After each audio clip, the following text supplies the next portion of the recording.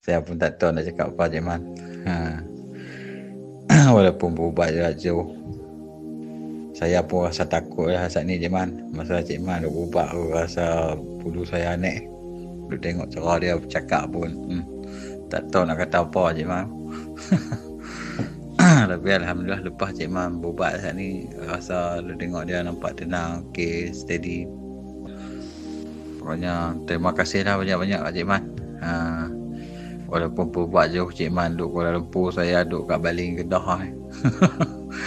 Tapi Alhamdulillah dengan rawatan Cik Man. Terima kasih banyak-banyak. Terbaik Cik Man. Tak tahu nak cakap apa Cik Man.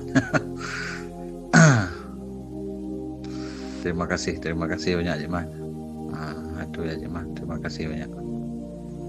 Dia duk belajar macam mana duk belajar ilmu dalam Facebook ni, bahaya Cik Man.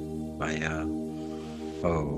Duk belajar macam-macam dalam Facebook, tapi duk tengok dia jadi macam blur, jadi tak ingat apa satu benda, tak ingat nak ambil sembahyang tak tahu, nak sembahyang tak tahu.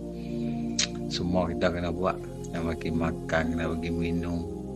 Lepas tu kalau kita juh pun dia jadi macam trauma, kena duk selalu dengan dia, kena teman dia sedia. Jadi dia gitu.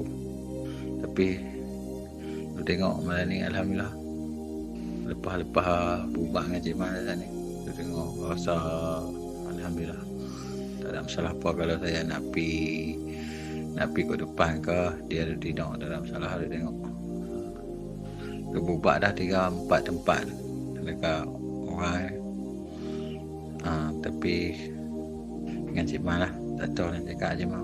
Cuma terima kasih banyak ke Cik Man. Gitu lah. Jadi dah ingat lah, nak makan pun rasa nak makan lah. Kalau tak makan langsung, dah sebulan lebih tak makan, so minum air dengan makan roti-roti gitu ya. Satu makan pun dia keluar balik, makan keluar balik. Tapi saat ni dah dia cakap nak makan nasi. Mungkin Allah hantar Cik Man kat kami untuk berubat isteri saya Cik Man. Alhamdulillah. Saya syurkanlah siapa-siapa yang nak berubat ke, nak ikhtiar ke dengan Cik Man, dipersilahkan insyaAllah dengan izin Allah. Via WhatsApp Cik Man ke, tengok Facebook Cik Man ke apa ke, insyaAllah tanya kat Cik Man macam mana, walaupun jarak jauh. InsyaAllah Cik Man.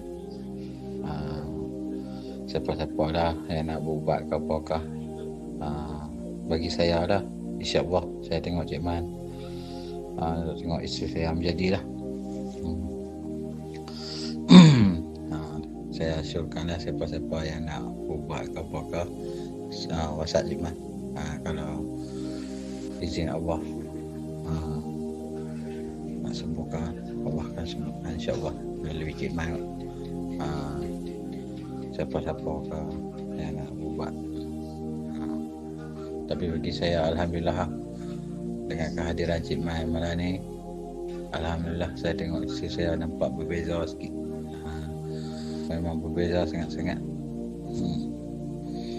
Kalau tak ingat apa, kadang-kadang dia cakap seorang dia, duk gelak seorang dia, mata duk jegi atas kita puasa naik serang orang.